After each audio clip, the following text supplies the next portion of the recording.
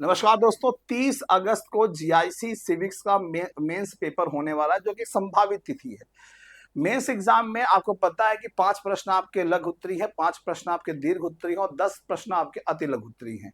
अगर हम मेंस में आपको किस तरह से प्रश्नों को लिखना है, उसकी अगर हम बात करें, सबसे इम्पोर्टेंट पॉइंट ये है कि अगर आपने मेंस के लिए लिखने की प्रैक्टिस शुरू से नहीं की है, तो आपके लिए एक समस्या बन सकती है। लेकिन यहाँ भी एक बहुत बेहतरीन उपाय है आपके लिए। आप मेंस एग्जाम जब देने जा रहे हैं, मेंस आप लिखेंगे और लिखने की प्रैक्टिस आपने की है तो बहुत बढ़िया है।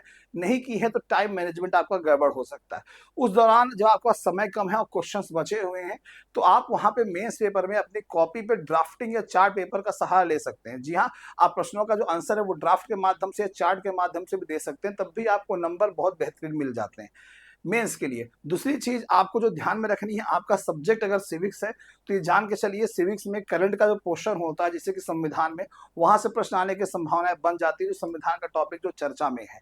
और इसके अलावा जो आपके शब्द सीमा है, शब्द सीमा पर विशेष ध्यान दीजिएगा। अगर 2 4 10 20 शब्द कम भी लिखेंगे उससे कोई मतलब नहीं, लेकिन आंसर जो हो टू द पॉइंट होना चाहिए।